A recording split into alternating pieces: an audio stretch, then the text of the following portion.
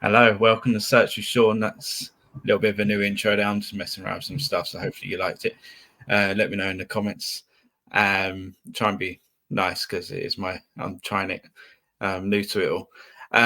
So yeah, basically it's another Search with Sean, and where we go over all the latest SEO and AI news. So really excited. Obviously, as usual, tons to go over. Nothing's really slowed down in the world of search. And it's already been stuff happening overnight, which I'm sure we'll touch upon, but we haven't been a chance to throw it in here yet. So I guess we'll cover that in the next episode. So yeah, just before we get going, I'll do some admin.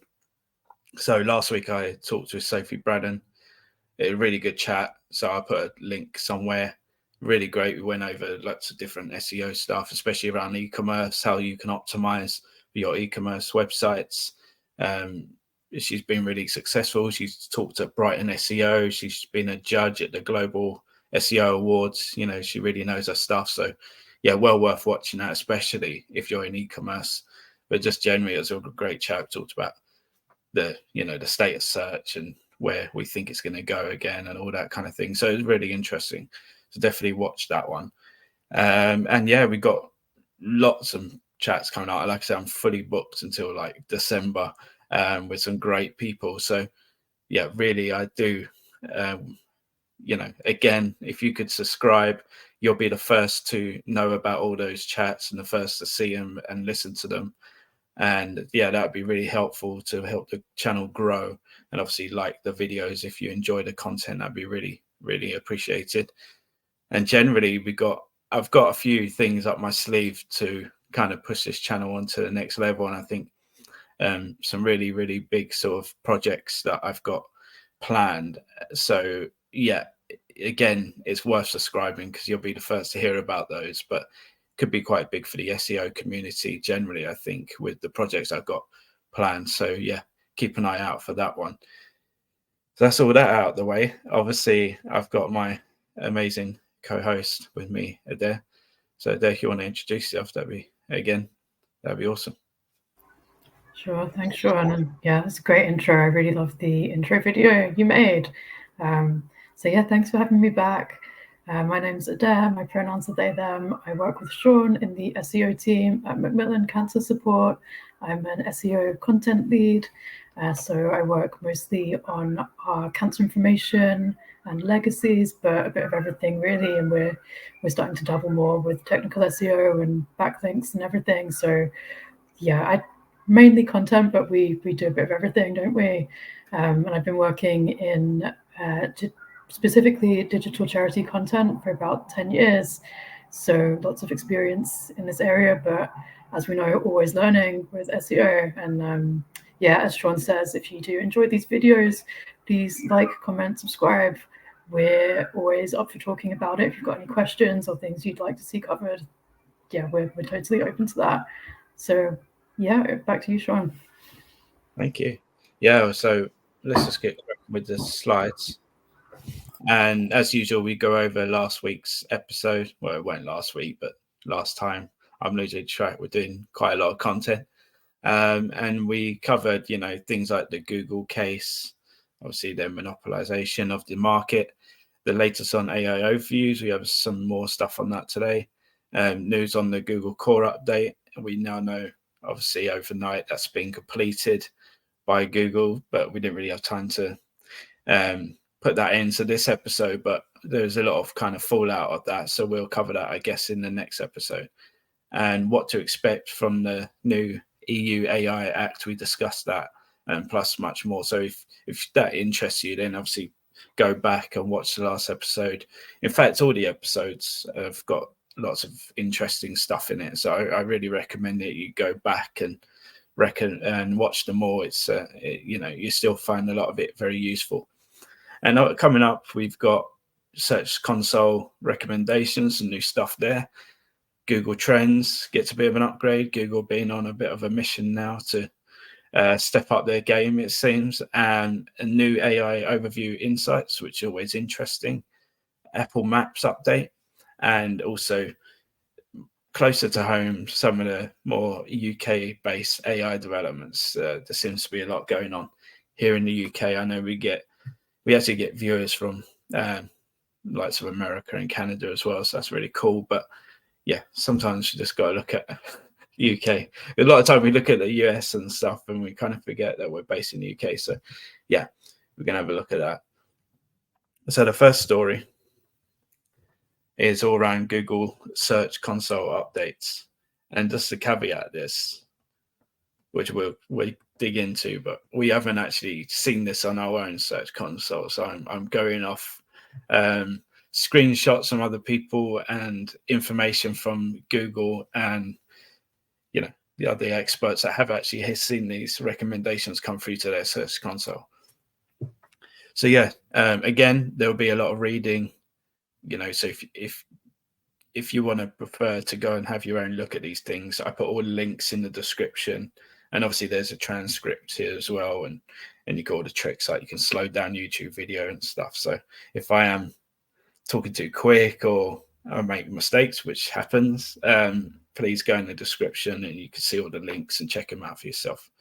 So yeah, let's get cracking with this first story. So Google excited to announce Search Console recommendations, a new feature that provides websites with optimization opportunities and suggests actions they can take to improve their presence on Google Search. Recommendations are based on a variety of Google Search system data, like indexing, crawling, and serving. The data was already available to users on Search Console, but now Google are helping it make it more accessible by providing direct recommendations. They can help you prioritize your search optimization efforts, such as using structured data to help Google understand your content, adding sitemaps, and checking out trending queries and pages. The recommendations are computed on a regular basis and may expire or change over time. The recommendations will appear in your Search Console overview page. This is still an experimental feature, so not all the sites will have the recommendation at this stage, as I said. And they will be rolling out recommendations to all of them in near future, apparently. So yeah, that's that. I mean, it's a short story, but I think it's quite an exciting one because, you know, we've got all these tools and like Hrefs and SEMrush, and they all have their own sort of recommendation, you know, features.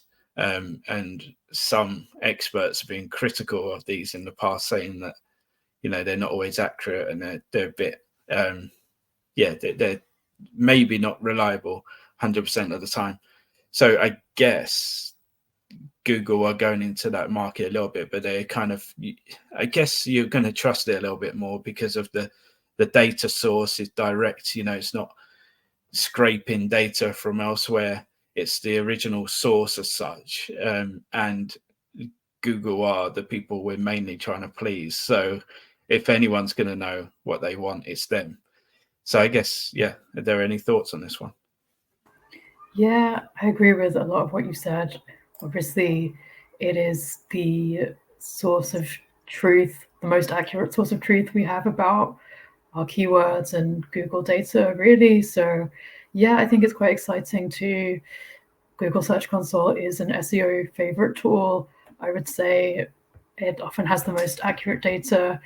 I'd say if you're fairly new to SEO and you don't have a lot of tools, if you have one tool, Google Search Console is the one that I would say everybody should have, because it does have such great insight and straight from Google, which is of course what we want. But yeah, it's great that we can now hopefully have these things to help us quickly discover optimization opportunities, because as mentioned, that these things are already in the tool, but you kind of have to know where to look, or what input to put in. So it will just make it a little bit easier for us, I think. And we linked in with other things like Google Analytics, which will be great. That'll make it a lot easier for us. Obviously, you can get that data by crawling using tools like Screaming Frog, and that's still something that you probably want to do for various reasons. But I think it'll be nice to have some of that data all in one place, and with the nice interface that Google Search Console has as well, with sort of graphs and visualizations to help you understand it. And it's going to have some backlink data as well. So I think, yeah, it's exciting, and to see them integrate it even more with their other tools, I think will be really beneficial for SEOs. So yeah, it's good news. It'll be good to see, to see more of it once it is more widely pushed out. Yeah, and it's kind of, I guess it poses the question, why have Google not done this sooner? I don't know if it was a kind of like, well, we give you breadcrumbs and you have to fight for your, you have to then do the hard work. We're not going to do all the heavy lifting for you. Or it was just the case they didn't get around to it and they were just doing different developments on the tool. Because the Search Console obviously has improved and adapted over the years as well. So I guess they're doing those changes, and this was kind of a nice to have. But yeah, no, it's interesting that they've, after everything that's happened, I don't know if I believe in consequences and coincidences. So, I think everything kind of happens for a reason. I do believe that all these things that happen to Google, maybe they're trying to make it up to us lonely SEOs a little bit. Yeah, I mean, I think it's the case with a lot of tools that a lot of them are, dare I say, built by developers and not necessarily built with content people in mind. Whereas now it seems like some of them are moving more in the direction of making those interfaces a bit more user-friendly, a bit more accessible, with the exception perhaps of GA4, but maybe that's a personal view, but I don't think it's very user-friendly. And I'd like to see them make more changes like this to that too, to make it a bit more intuitive. Yeah, that's a good call. I mean, they are, in fairness, I'm not a fan of GA4 by any means, but they are doing slight tweaks to make it easier to understand the data, I guess. So they're getting there with that. I don't think they, well, that's another day. We can argue about whether they should even done it in the first place. But but yeah. Well, anyway, it's good. And the next story kind of follows on that theme. So Google Trends update or upgrade or whatever you want to call it. And again, I have checked this out myself and seen some cool stuff. So yeah, but I've mainly the links that are in the description are from some of the main influencers that we talk about quite a lot. So the first one was from Lily Ray, and Lily said, Google Trends new category explore is pretty epic. Looking forward to diving into this with our team, especially since we're laser focused on news and discovering new opportunities for clients. So that was her take on it. And then another one that we talk about a lot is Alida Solis, and she said that Google Trending Now report has gone through a big update, making it much easier to use and helpful. You can sort by search volume, relevance, filter only active trends, see trends per location in a country or region level, and search terms related with trending topics and existing top news coverage. So yeah, that again, another Google tool that SEOs should be using. It's free. Obviously, I kind of use it with a layer of a tool called Glibs that kind of just increases the kind of data that you see on the results. But in terms of trending topics and finding what's going on in your market, this should be a really good upgrade to kind of helping you discover what's going on in the market and the trends and the patterns. And it's something that I include in our monthly reports about, around our kind of cancer areas, kind of trending sort of queries and questions and topics that are going on. So yeah, any thoughts if you checked it out at all recently, or any thoughts? Yeah, I had a look at it yesterday just to check it out. Yeah, I think it's cool. I think I would like to be able to filter it by topic more, because at the moment we're getting everything, which is kind of useful, but also if you're in a niche as we are, you don't necessarily want absolutely everything that's trending, because not everything is going to be relevant to you. But I do think it's worth having a a browse of it on a regular basis to see if there are things which are going to be relevant to your company. I mean, just looking at it yesterday, I did actually find something that was about some changes to a financial benefit that a lot of cancer patients are entitled to, and that was trending in the news on Google Trends. So I was able to raise that with our content team so we can respond to it. So, you know, even that's my first time using it and I found something. So I think that's quite promising. So definitely worth having a look. I use Glimpse as well, though I found I had to toggle it off to be able to see the new trends feature.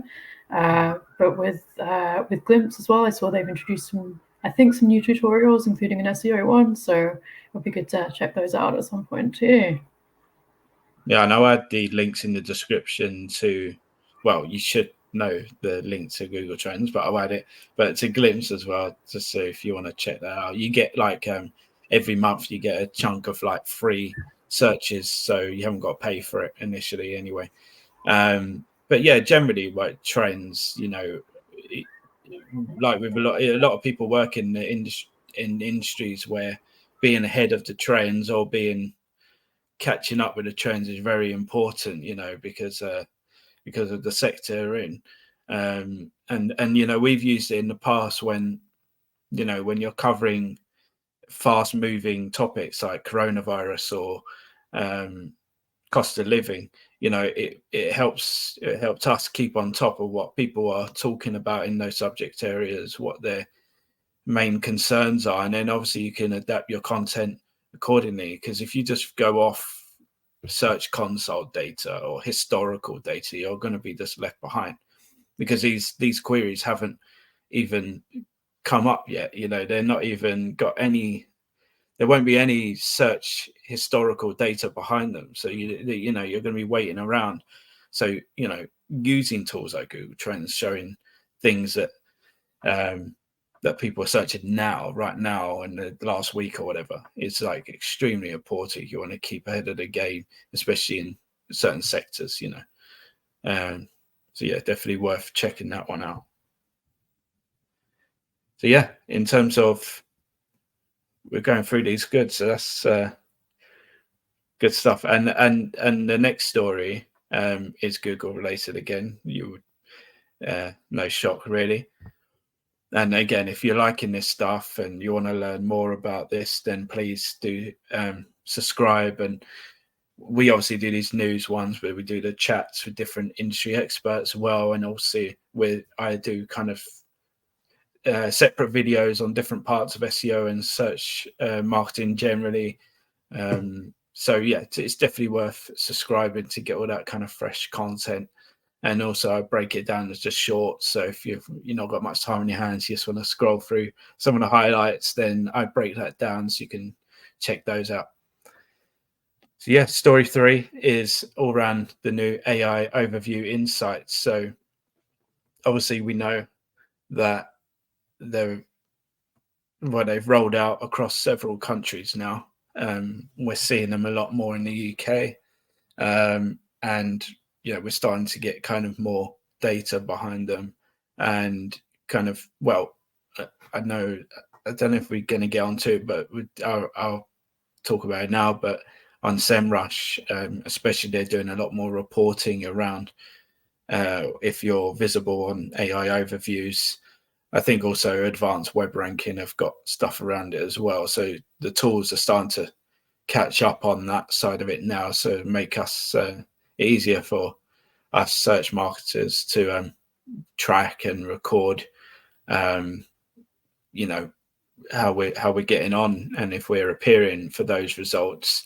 Additionally, it's quite interesting on this note is that I saw on LinkedIn, I try and put it in the description, but I saw on LinkedIn someone talking about how you can track traffic from large language models, all the different ones like Perplexity and Claude and so on, in your GA4.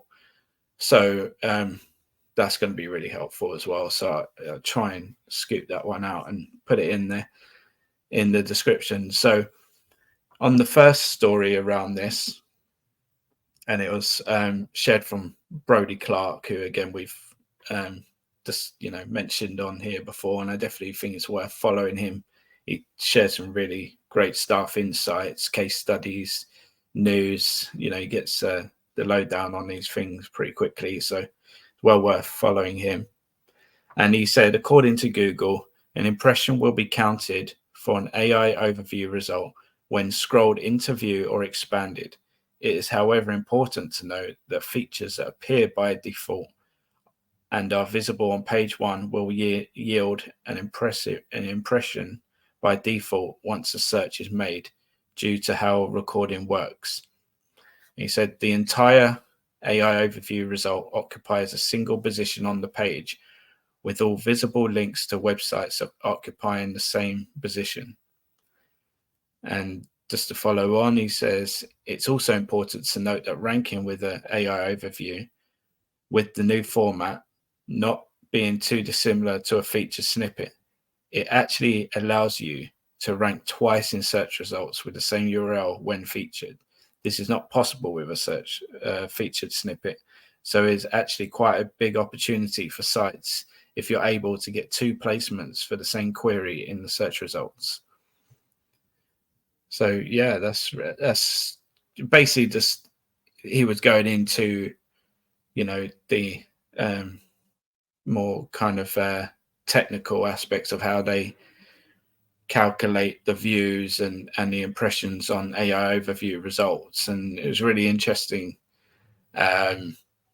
to see how it's going to be calculated. And I said I put a link in the description, but I think that was the problem that we were all kind of worried about is, these are great. First we were worried that they weren't even going to put links, but they are doing that now.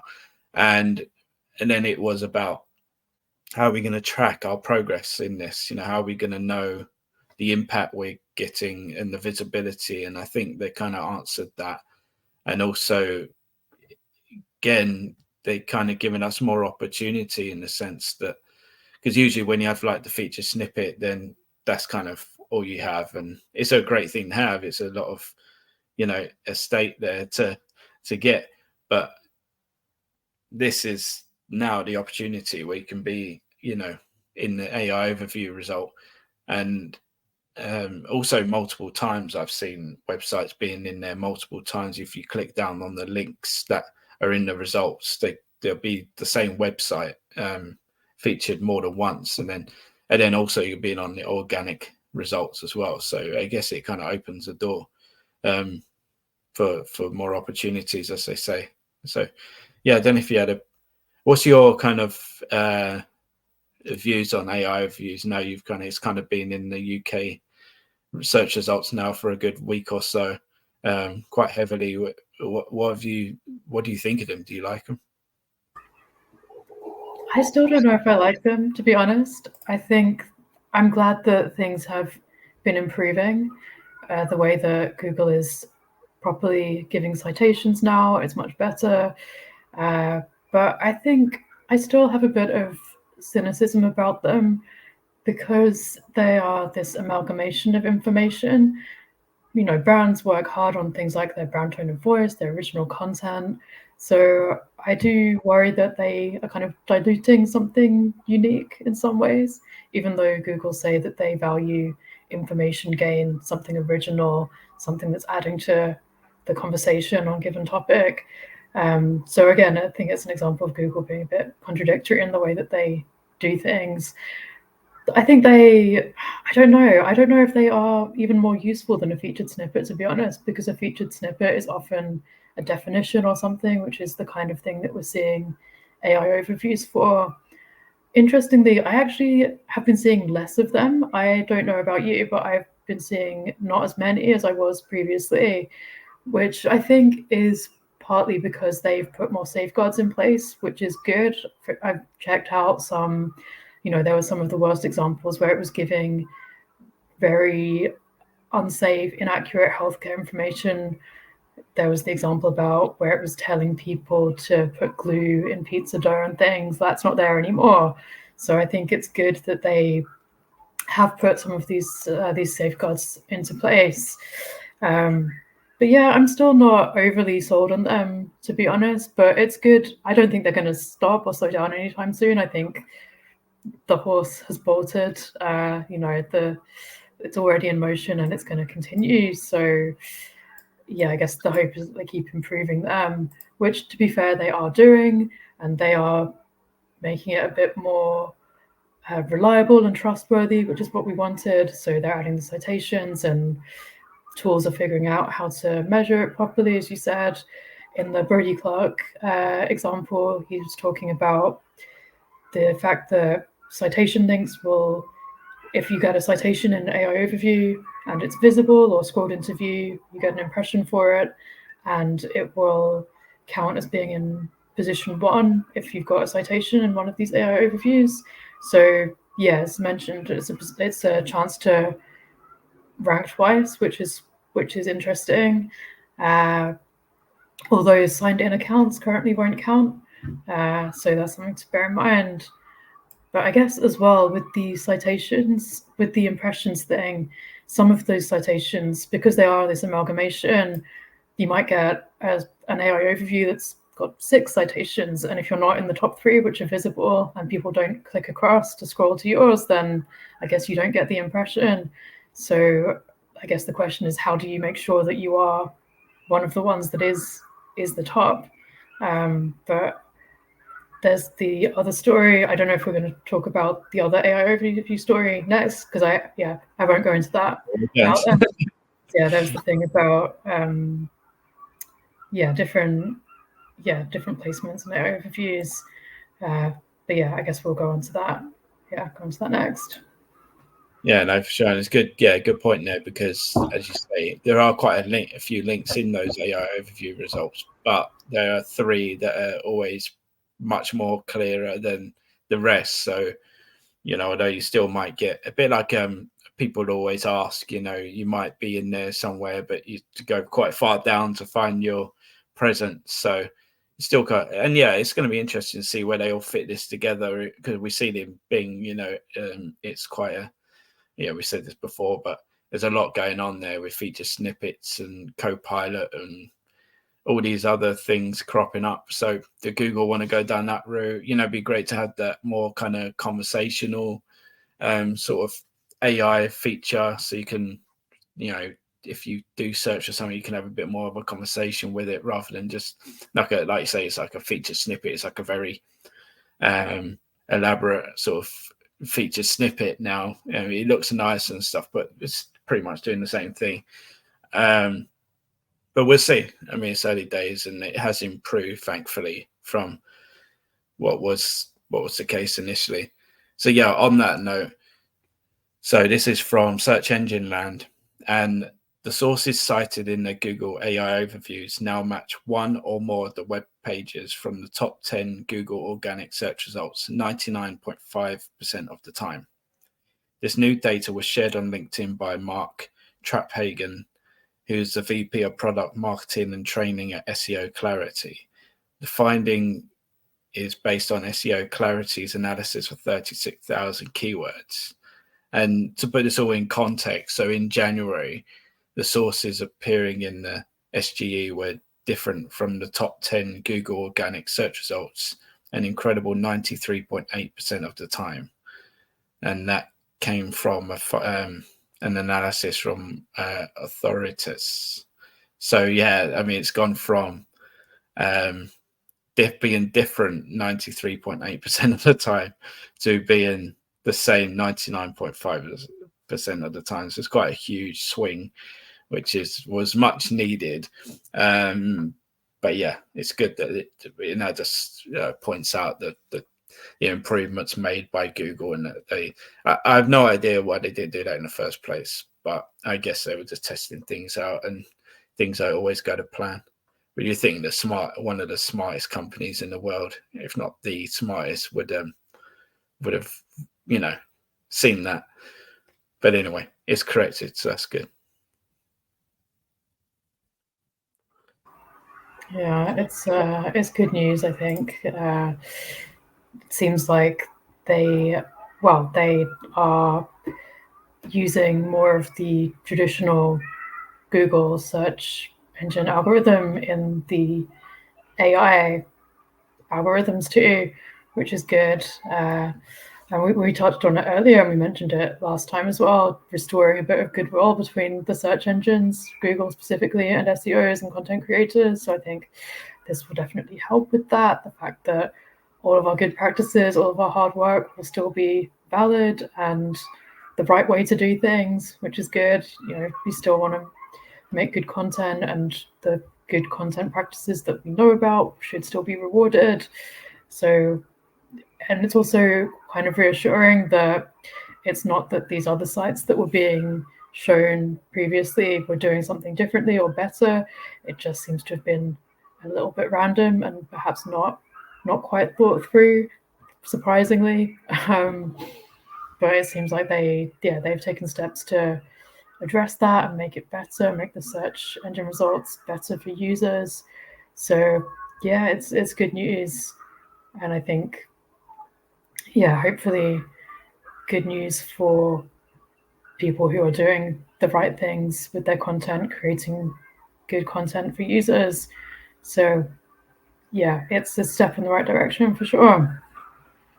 Yeah, and I think what comes to my mind is that obviously, like people like Lily Ray and Alida Solis, they have great voices in the community, and they obviously had their kind of their kind of contacts at Google, and they've kind of made an impact on that. So that's really good and help all of us. And we said this before. All we all want, okay, we have our own interests in our websites that we look after, but we just generally want the best results. And there were some very skeptical results, very sketchy results. Sorry, and it wasn't good for anyone. And there's some people that had some great content, and they did all the right things. They built their brand up. They had a good backlink profile. They did all the right things, and they were getting, they got totally ignored and put down. So now, hopefully, that's changed. I do think there are some. Obviously, they're going to keep improving it, but I do think like improvements I would like to see is, again, like the feature snippets, try and be a bit, and obviously they've got a different algorithm for these AI overviews than the normal one. So, they're going to keep tweaking it. But yeah, generally I'd like to see more kind of, don't just always give the same, and, look, I'm not going to say we don't benefit from time to time, but don't always focus on the same brands over and over again for one subject, because we know in our own areas there's subjects within subjects within subjects, and there's certain brands that really do things well for certain one topic. And just because there's a particular few brands that are kind of the powerhouses in that overall topic, you shouldn't just keep giving them the those sort of features. You should try and look and be a bit more intelligent with who you hand these sort of these rewards out to, and also if they can try and personalize it as much as they can down the line. So, with the localized results and that kind of thing, to make it even more kind of laser focused on people's needs and requirements. Obviously, if you're just asking for something that's pretty, what's the age of George Clooney? I mean, that's not going to change for location, but obviously if you're asking for different things, it would be great if they kind of adapt it accordingly. And yeah, so I just said, I'm just looking out for the kind of, obviously the people that got hurt in the helpful content update, they're kind of smaller publishers, and that, with like feature snippets and stuff like that, it seems to be always the bigger brands that always win.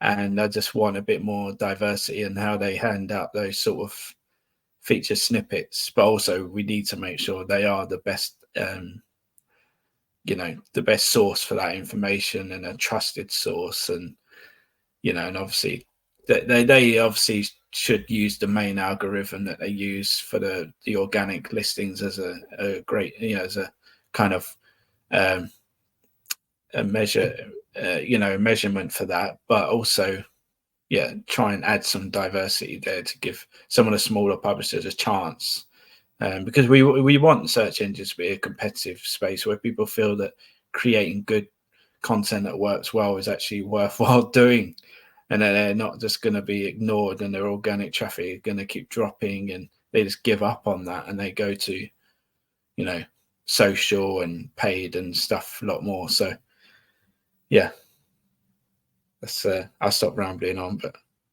got to look out for the smaller publishers.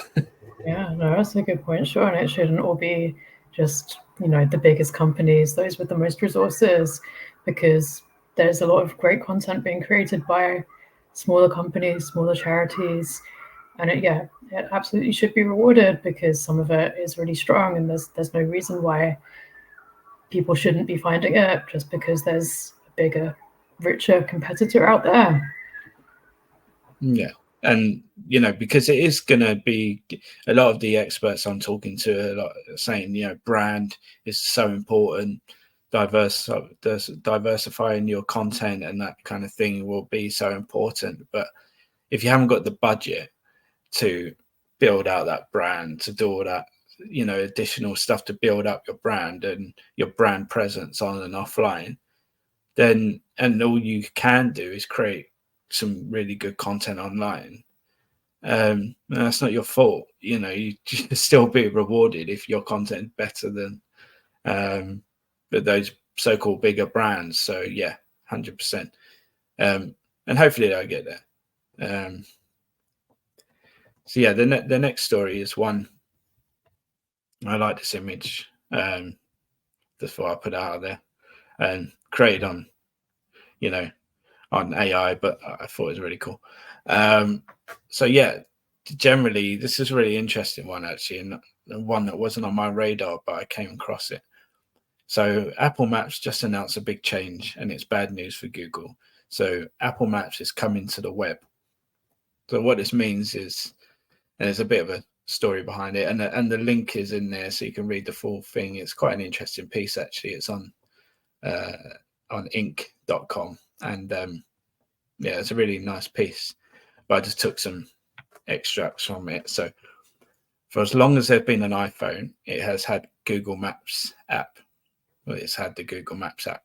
So when Steve Jobs first stood on a stage at Macworld in 2007 to introduce the original iPhone, there were only 16 apps, and one of them was Google Maps. Even before there was an app store or third-party apps, there was Google Maps on it. So yeah, it's always been there. So eventually Apple decided to make its own Maps app, but for years most people just stuck with Google's version. But now Apple is giving users another reason to take a look at the maps with the introduction of Apple Maps on the web. So they said, today Apple Maps on the web is available in public beta, allowing users around the world to access maps directly from their browser. And Apple put, now users can get driving and walking directions, find great places and useful information, including photos, hours, ratings, and reviews, take actions like ordering food directly from maps, and browse curated guides to discover places to eat, shop, and explore in cities around the world. Additional features, including look around, will be available in the coming months. So he said, you know, it might not seem like a big deal that Apple is making the maps available on the web browser, but actually it's bad news for Google, as we said, because maps are actually, you know, challenging. And they say that not only does Apple have more than 1 billion iOS users, by making maps available on the web, it makes it platform available to everyone. So not just Apple users. And at the same time, Maps is one of the most important search platforms. So people use Maps for directions, but also if they're looking at restaurants, retail stores. Yeah, so it's a huge market. I mean, I use Maps nearly every day myself for all different things that they just said. And Google, I'm sure, it's one of their, you know, flagship sort of products.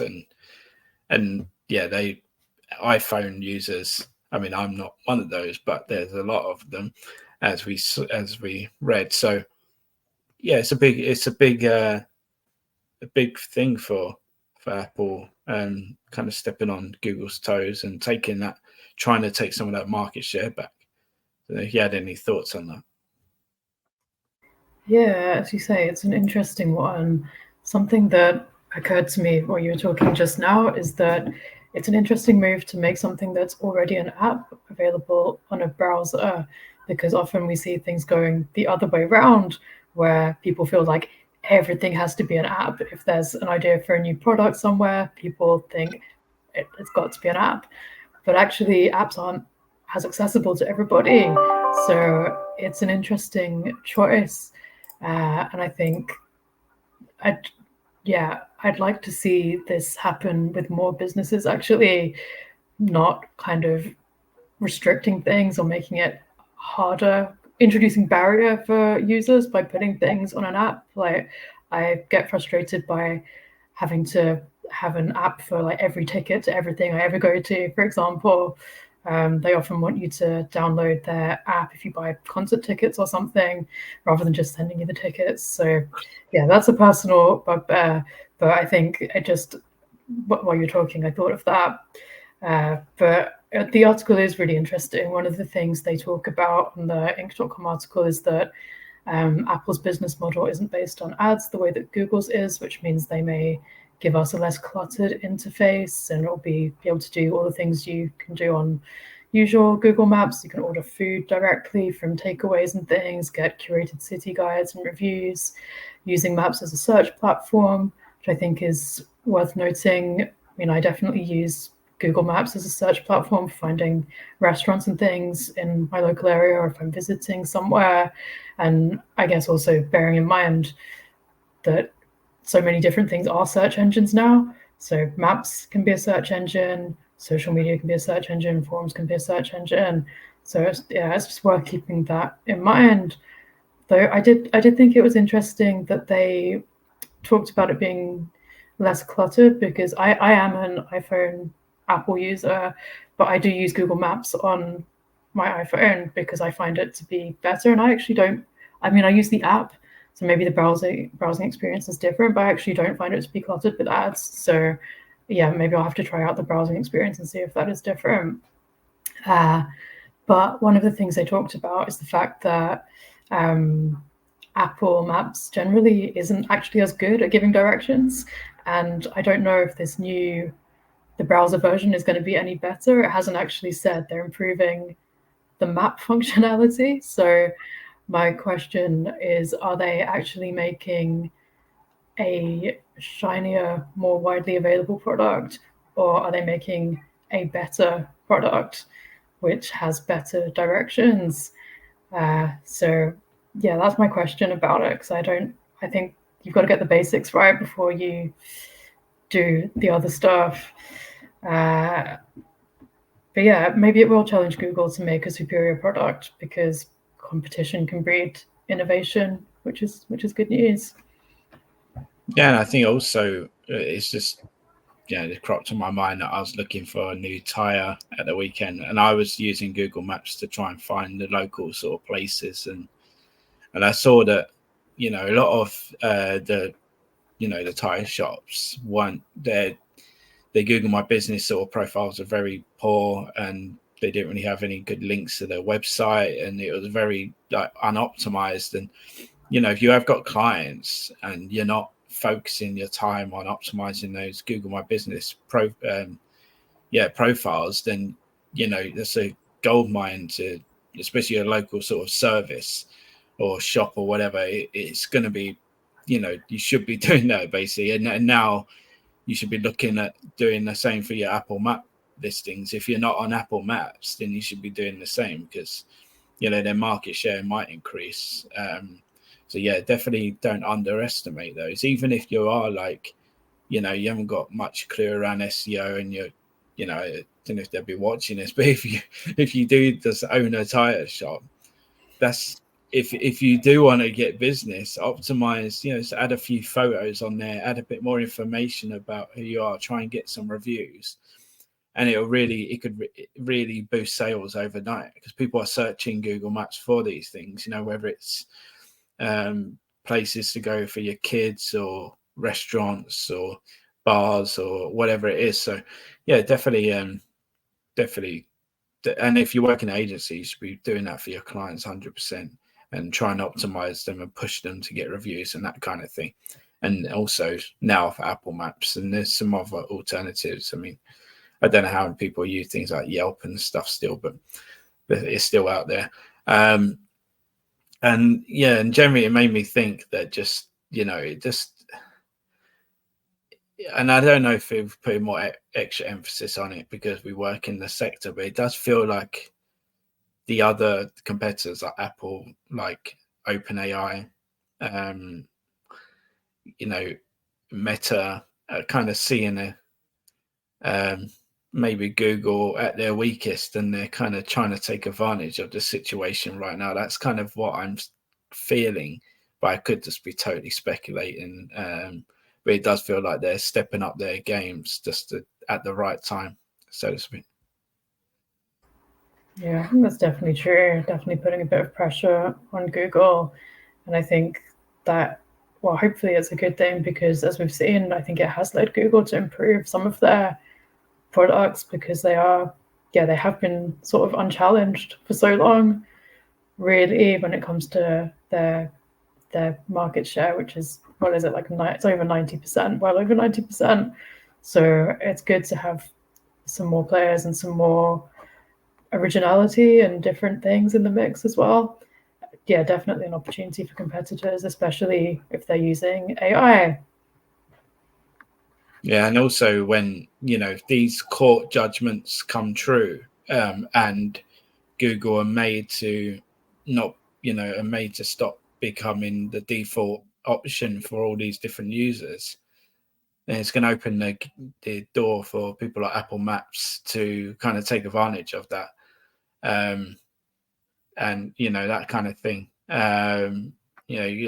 Other providers could perhaps, it would really kind of help them get some of that market share back if Google aren't always the default option. So yeah, although like we said before, it's in everyone's heads that Google, Google Maps, I'll Google it. So that's going to be a bit of a job for the others to do to get that out of people's brains, I guess. Yeah, so on to the next one. Again, I like this image, thanks to AI. But yeah, this is all about the latest AI developments within the UK because there has been some interesting stories there. So yeah, the UK shelves the 1.3 billion of funding for technology and AI projects. So the Labour government has shelved the 1.3 billion pounds worth of funding promised by the Conservatives for technology and artificial intelligence projects, putting the future of UK's first next generation supercomputer in doubt. The projects announced last year included 800 million for the creation of a exascale supercomputer at the University of Edinburgh, and a further 500 million for the AI research resource, which funds computing power for AI.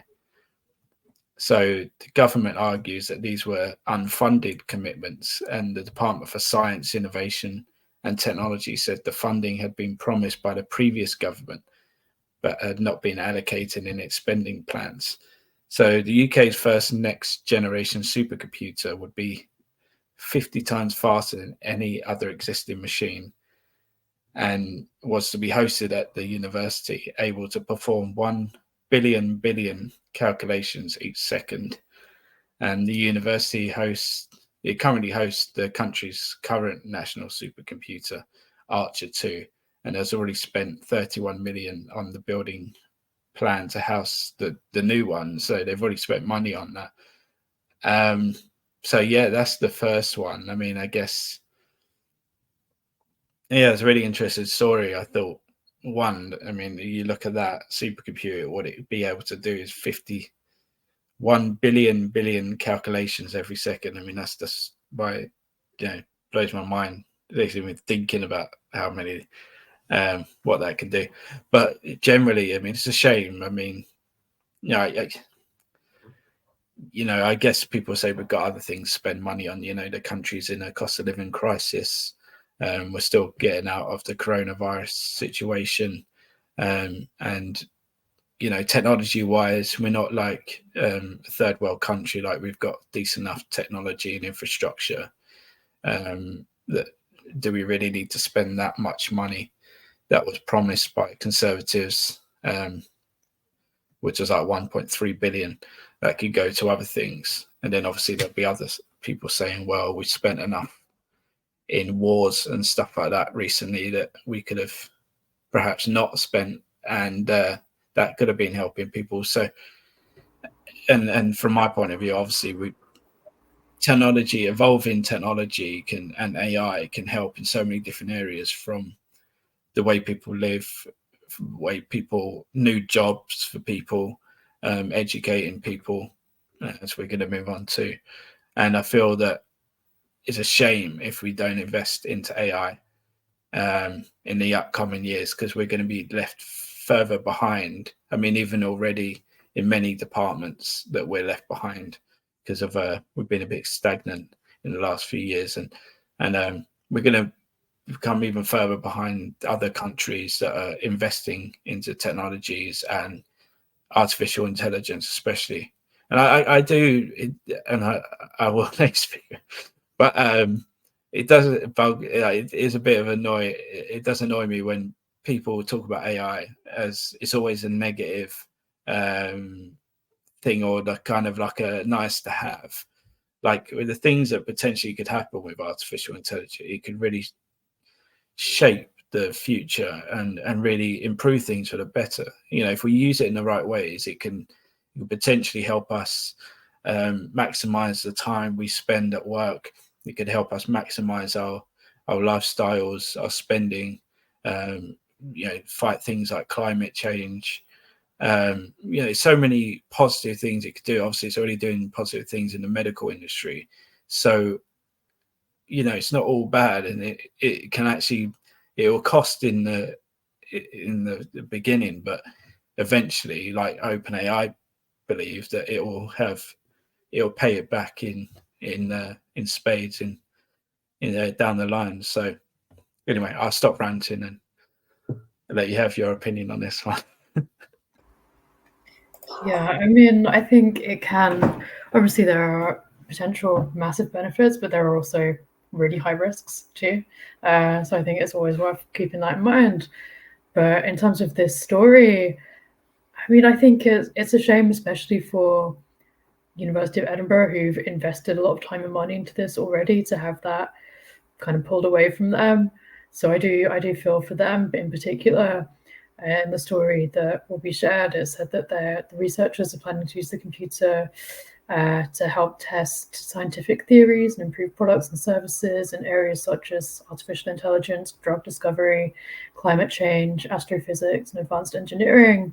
So, these could be potentially really brilliant things to invest in and for innovations to happen. And it does seem a little bit contradictory that they've said that AI is at the heart of the government's agenda, but then if we're not funding AI projects, then is it? It is expensive investing in technology, but sometimes you need to make those investments to get any innovation. But as you said, our economy is not good. We're not really a rich country anymore. So my hope is that funds would be reallocated to where it is most needed, because there are areas of desperate need. But yeah, that remains to be seen, really. So I can understand that funds may need to be reallocated, but it is a shame that we're not investing, and that perhaps it was a bit of an empty or broken promise to the people who have worked hard on it. Yeah, I just hope it's not, I don't want to get too political in this show, because it's not a political show. But I just hope it's not one of those that, you just see that it was a big thing on Conservatives' list, and because you're not the Conservatives, you just don't want to do it, even if it doesn't make sense to stop it. So, I just feel like hopefully that's not the case. And, I think what irritates me is that if they do pull this, okay, you save yourself 1.3 billion, that's great.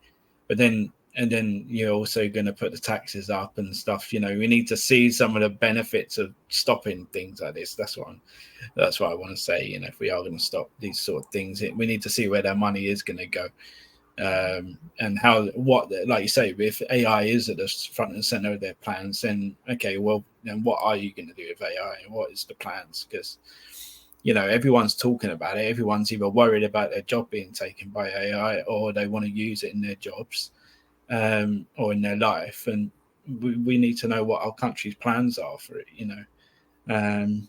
So yeah, that's and on that the same topic. This was an interesting one. So UK invests 4 million in AI project to help teachers plan lessons and mark homework.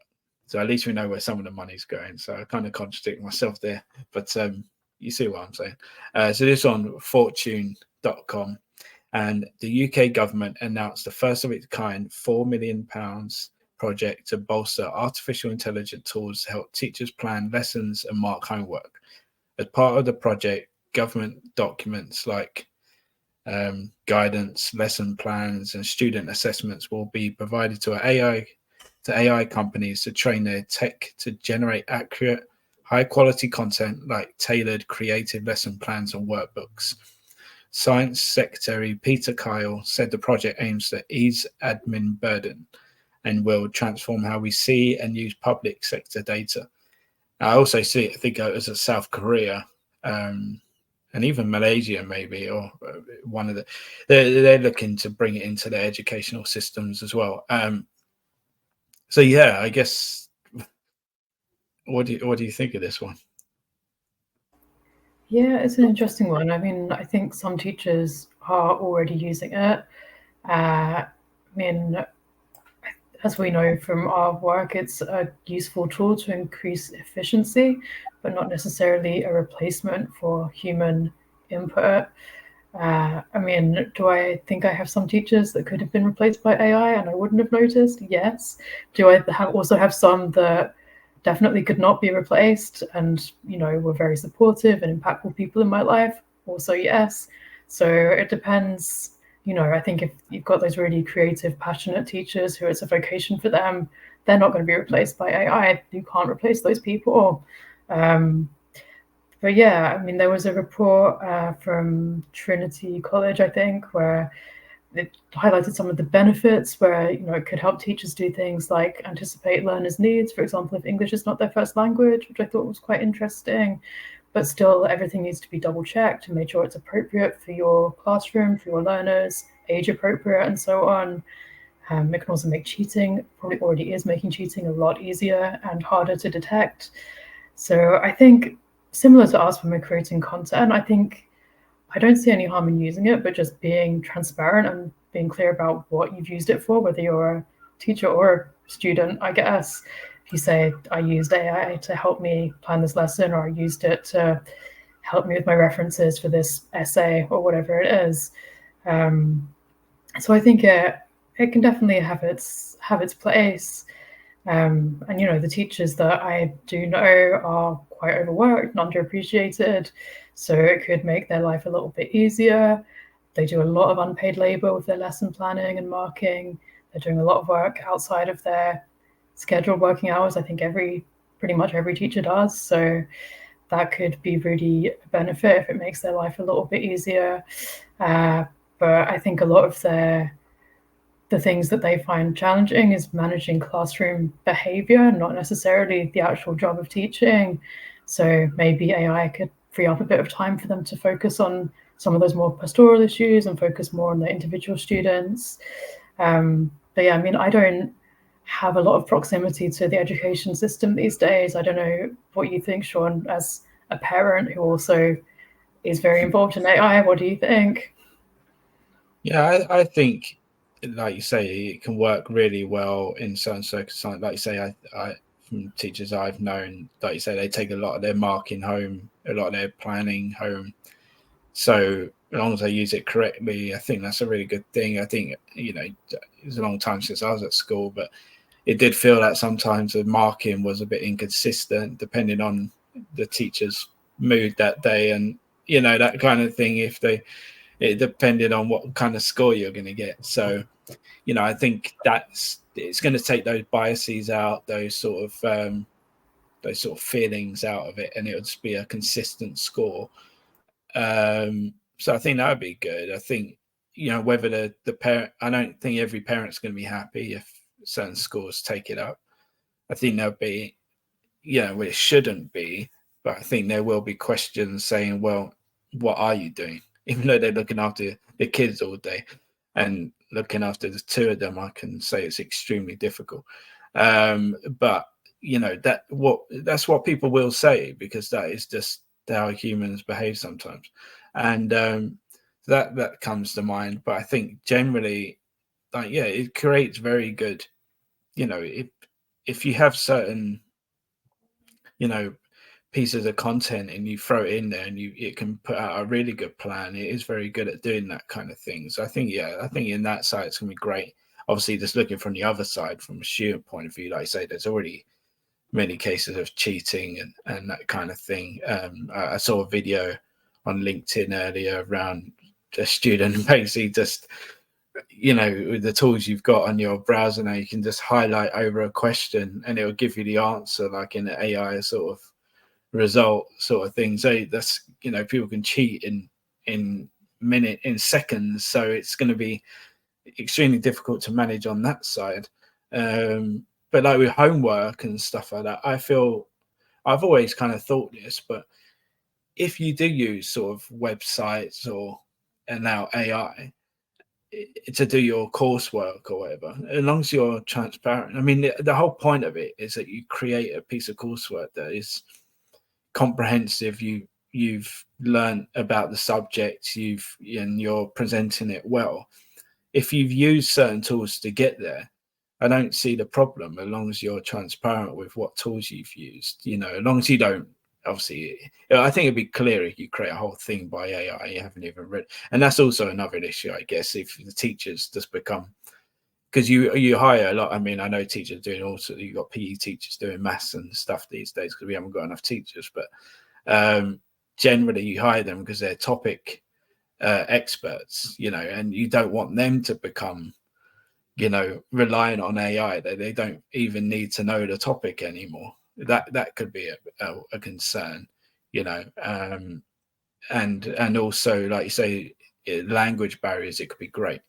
And also, you know, all other different things because of AI with the voice technology and stuff, it could really transform the way we teach. And if you mix in AI with virtual reality, the lessons that teachers could create could be really great in terms of it being imaginative and creative, you know, more than ever.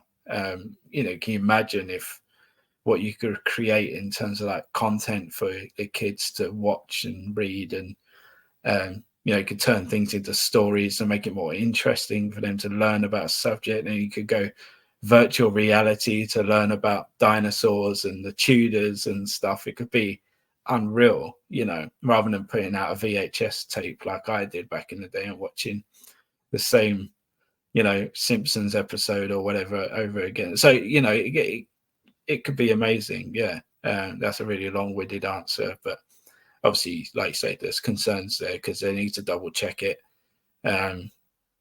You know, AI is getting better. I'm sure ChatGPT, for example, 5 will be incredible, but there's always going to be an element of risk there as well.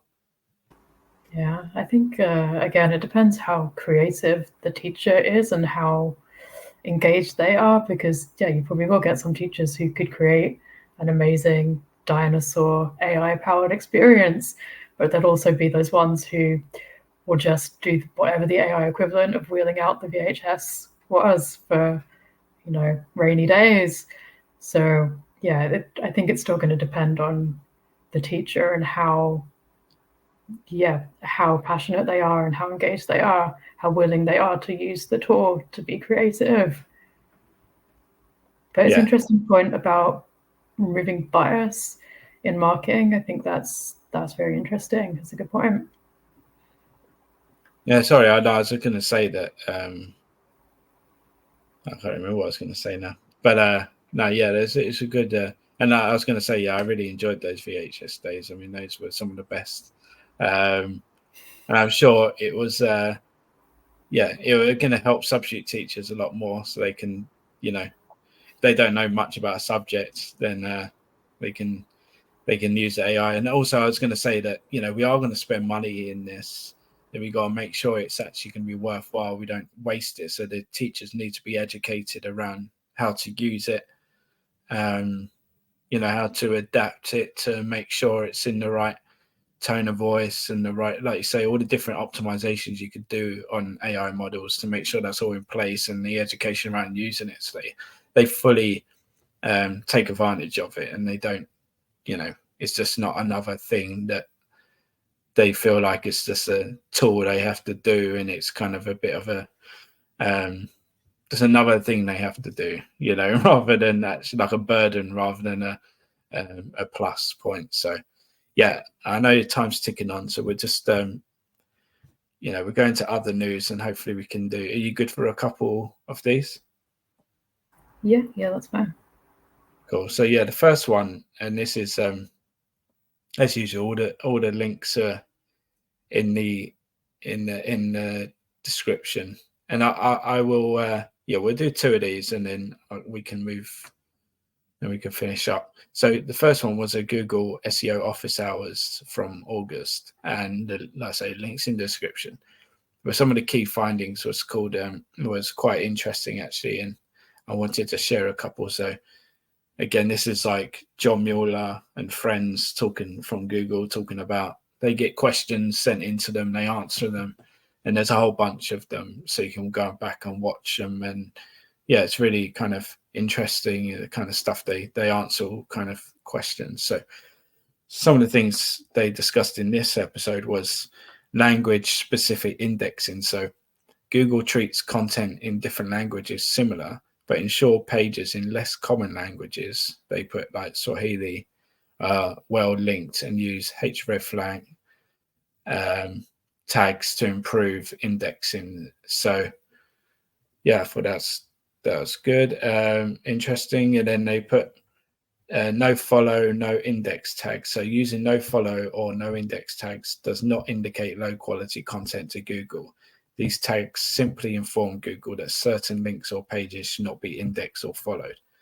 So some of this might seem as like, SEO 101, but I thought some of it was quite interesting, and everyone's at different levels. So 404 errors and redirects. So 404 errors do not affect a site's overall ranking. Redirects are only needed if replacing content with similar items, not for irrelevant or significantly different content. I thought just on that point, that was a really good one, because you have a ton of 404s, they don't all have to be looked at. You don't have to then point them all to your homepage if that doesn't make sense in the journey. So the user was expected to see a certain event. If they get linked to like something similar around events, then okay, that makes sort of sense in the user journey. But if they go directly to a homepage that has nothing about events on it, it'll be quite confusing for a user. So I thought that's quite good. Subdomains and duplicate content. So content on regional subdomains should be differentiated using hreflang, again, tags. If it's very similar, Google needs to understand variations country by country. So there's a lot of information about international SEO in this one. So if you do run like international sites, then definitely check out this video. Rich results in currency issues. So incorrect currency and rich results often arise from duplicate content. So use merchant center feeds for accurate pricing information instead of relying solely on structured data. And on structured data for reviews, avoid using aggregated reviews from external sources in structured data, as it can disqualify your page from review-rich snippets. I think that's interesting. UTM parameters and backlinks. So UTM parameters do not remove the SEO value of backlinks, but it is best to canonize URLs for cleaner reporting and tracking. And SEO impact of comments. So unanswered user comments on blog posts have no direct SEO impact.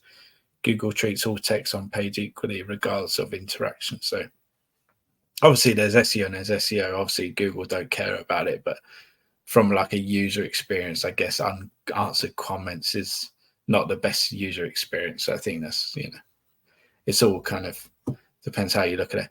And finally, site links for login pages. So to have a login page appear in site links, ensure it is indexable and not blocked by robot.txt or meta tags. So yeah, I mean, there's loads of obviously there's so many examples, but yeah, some really good stuff on there. And you can watch them all back and they answer some really great things. I was on another version of Office Hours a few months ago. That's probably bouncing around the internet if you search for my name, and it's run by a different, an agency, but they do a similar thing where we answer all people's questions and stuff. So that was really cool. So yeah, I'll try and put a link here in the description for that particular episode that I was on, and we answer some user questions. But yeah, some good stuff. I don't know if there's anything I missed there or what you've thought about any of those particular points. Yeah, I mean, it's a pretty whistle-stop tour of a lot of things that have been happening. But yeah, I mean, as you say, there's a lot of common sense, but also some maybe kind of myth busting of things which maybe we thought but have had confirmed. I mean, with the language-specific indexing, Swahili as an example, well, Swahili is still spoken by millions of people, so you still want to make sure that's available and to people who speak Swahili. So yeah, making sure that your language-specific pages are properly linked. Yeah, that's what you should be doing. If you want your pages to be found, you should be linking to them properly.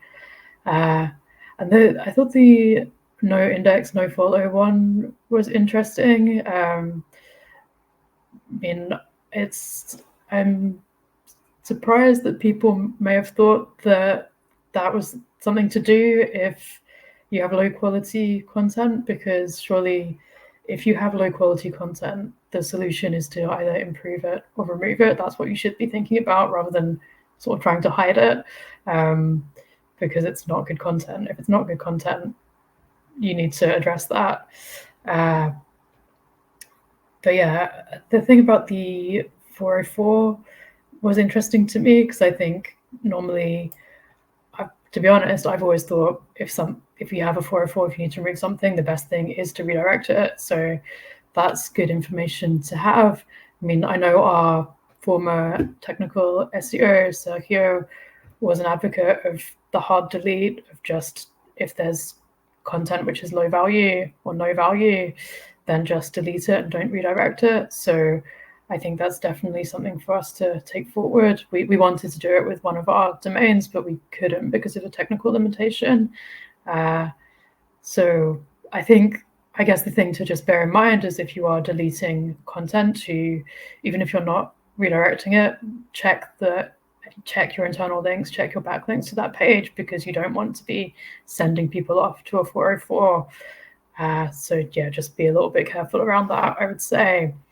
And as well, I agree with your point on the unanswered comments on blog posts. I'd say, yeah, they're saying there's no direct SEO impact, but there is a user impact. I mean, it depends what it is, I think. I mean, they've spoken specifically about blogs, but obviously if you've got something which is more of an interactive platform, like a forum, if you've got unanswered comments and users are going there, then it doesn't reflect very well on your business. I mean, I know with our forum, our team now makes sure to respond to every single comment. So, everybody gets a response, and that's a cancer support forum, essentially. It would not be a good look or a good experience for people in that environment to not receive any response. That would be really quite discouraging, I think. So bear in mind what your content is, what your product is, and what the impact could be, because although that may not have a direct SEO impact, I would say it probably does have an indirect one. And with the blog posts also, I would say to consider what type of comment it is. If it's somebody saying great blog post, thanks for sharing, then you probably don't need to respond to that. But if they're saying, oh, I didn't quite understand this bit, could you explain? And you don't respond, that's not a great user experience either. So I'd say that might have an indirect negative effect. And then also with the UTM tracking, that's something that is good to know, I think, because marketers often want to use UTM tracking for more accurate reporting. So as long as you probably going to have a self-referencing canonical URL on your links that you're getting placed on different websites, then that's good. That's having a UTM parameter isn't going to affect the SEO value of your backlinks. I mean, I think the concern has always been that Google might see those UTMs as spammy or sponsored content, even if they're not. So that's quite reassuring to have that clarified. So yeah, I think, I mean, lots of good stories, but those I think were my key takeaways from it, some things that I learned from it. Yeah, no, brilliant. And yeah, like you say, with the sponsor stuff, I mean, obviously there are indicators you can give the search engines that it is a sponsored, piece of content anyway. So you shouldn't worry about that. But yeah, definitely people do worry about that kind of thing. And like you say, with the content side of it, yeah, if you are trying to hide it, that's not going to fly. So you're best to either improve it or look at ways of getting rid of it. But as you say, you've got to cover all tracks, and also, like I say, if it's got a footprint, you need to look at that. And also, sometimes content's on the site not just to rank; it's there for a certain purpose, for whatever it may be. It might even be like for offline related, things that are going on. People QR codes, whatever it could be, go into that piece of content. So you need to cross-check with the other departments to make sure you're not gonna ruin their campaign or what they're trying to do. So yeah, just be careful on that one. And some really great points. I do recommend people watching that particular episode and the other ones. And obviously, if you don't follow John Mueller already, then one, I don't know what you've been doing if you work in SEO, but two, that you should. And he gives out cryptic kind of clues sometimes, but generally, like these, he goes into a bit more detail. So the last story, I think we'll end on this one because it's relevant. And yeah, it's quite an interesting one. And it's from Third Sector, which is like a charity-based publication around latest news in the non-profit sort of world. And the headline is that charities using AI are more likely to have increased income, research finds. So the findings are based on a survey conducted with almost 850 voluntary sector professionals. And charity and voluntary sector organizations that have used artificial intelligence in their work are more likely to have an increased income over the past year than those that did not, new research has found. So of the organizations using AI, 42% said the income had increased over the past year compared to 31% of those not using it.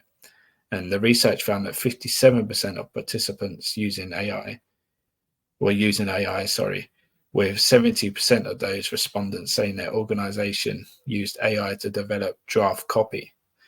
A further 44% said they were using it to create social media content, while 10% said they were using it using predictive AI. So there's more stats and stuff in the article. I think you may need to sign up to read the whole thing, but they're the kind of main findings from it. So yeah, obviously we're in the sector, so it's interesting, but I think just generally it's probably seen across many different sectors, the same sort of patterns. But yeah, any thoughts on this one? Yeah, it makes sense to me. Obviously, we are in the charity sector. We're using AI. Macmillan, although it has taken a bit of a financial hit, like a lot of charities over the last couple of years, we are seeing a bit of recovery. I don't know how much that's linked to AI or not, but certainly we are using it and we are finding it beneficial in our team. It can really increase efficiency, kind of help you with some of those routine tasks like writing a development ticket or putting together a content brief. It can help you speed up some of those tasks. a lot of charities are having to cut costs, and there's been a lot of redundancies in our sector, as in many others.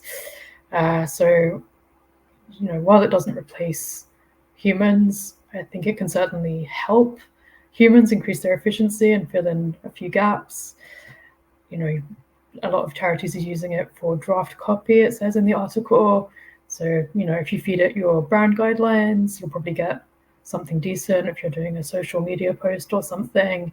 But I do think it should always be draft. It shouldn't. Don't use it don't rely on it for your final copy.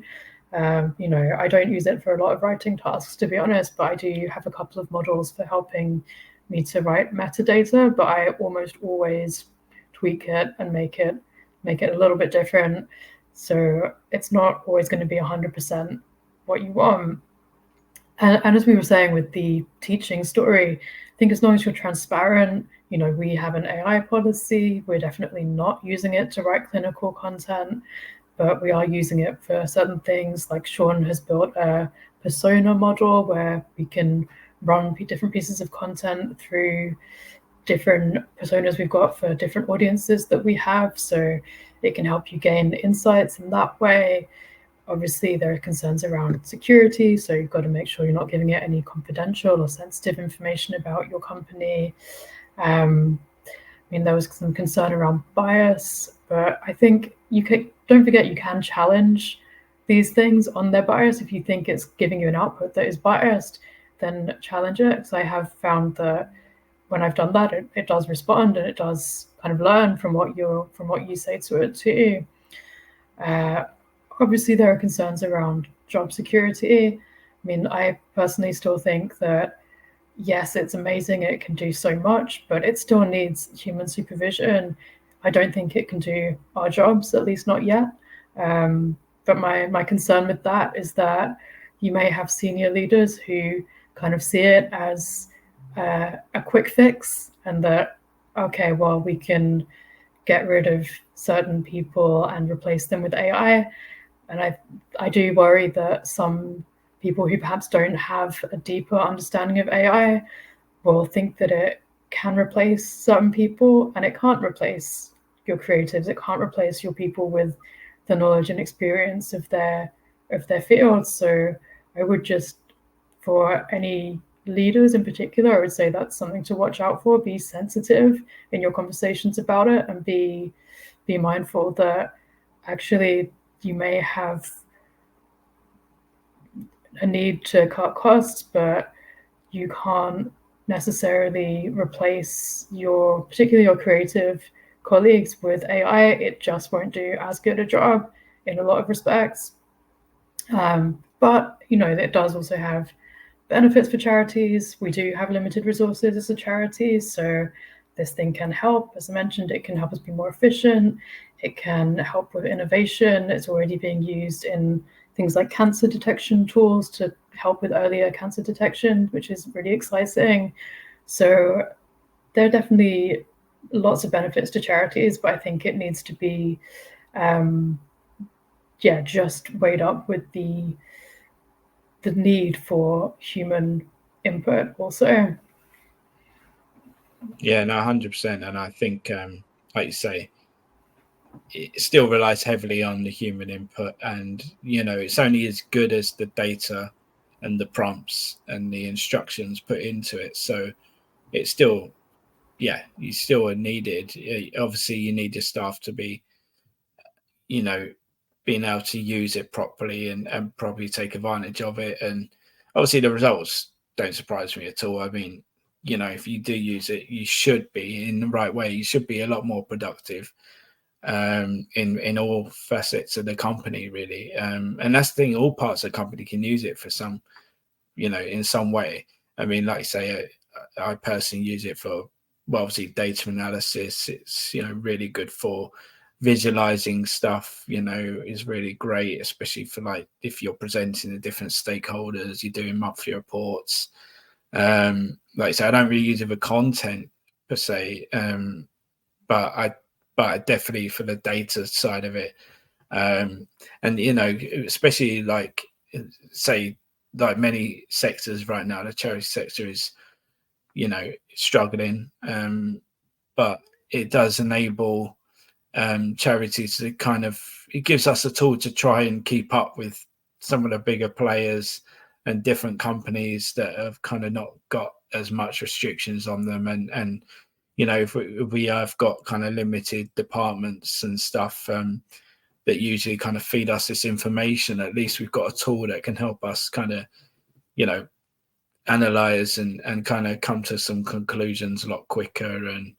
And yeah, we built several models to do different things, but like I say, they can't just work on their own. They don't just sit next to us at a desk and do all the work. You have to feed it, and you have to talk to it and make it do what you want. So there's still definitely a need for people, but I do think that more and more companies should be building these tools into the processes to make everyone more productive. If the whole country's using it, the whole country would be more productive and would be.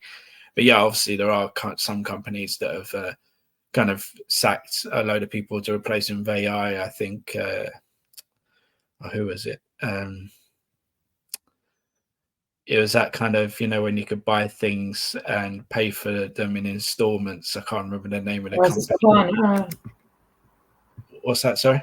Was it Klarna or something similar to that? Yeah, that was it. They either they were doing it, or they did it, or they wanted to do it, and they sacked a bunch of people to replace with AI. It depends. Obviously, that's the thing. AI can be used in all different ways. It's not just ChatGPT, obviously. So it can be used in different ways. But it's sad to see when people are doing that. We're not going to be making humans more advanced. We're just replacing them. That's obviously not what you want to see. So yeah, no, very interesting story. I don't think we have any more time, do we? So it's a shame because we've got some good stories, but we can always I'll either share them on LinkedIn. So if you follow me on LinkedIn, I share a lot of these stories that we don't get to cover, or if they crop up in the meantime, then I share them on there, and or we'll cover it in the next episode of the news. And yeah, thanks for watching the whole thing if you have, and please do subscribe and like if you've enjoyed the content. And yeah, just coming up, I've got some great chats with some great experts in the field who cover a whole range of different things and such. So I'm really excited about those. I've also got a holiday coming up, so that I won't be posting for a couple of weeks during that spell. But yeah, we'll get on to that at a later stage. But yeah, thank you. And thanks once again, Adair, for being a great co-host. Yeah, thanks for having me again, Sean. And yeah, I hope you enjoy your well-deserved holiday. And yeah, thanks for watching, as Sean said. And if you enjoyed the video, like, comment, subscribe, share. Yeah, we'd love to hear from you what you thought. If you've got any more questions or topics you'd like to see covered. Yeah, we're always happy to talk about anything SEO related or AI related. So yeah, please let us know. Cheers. Bye. Thanks. Bye.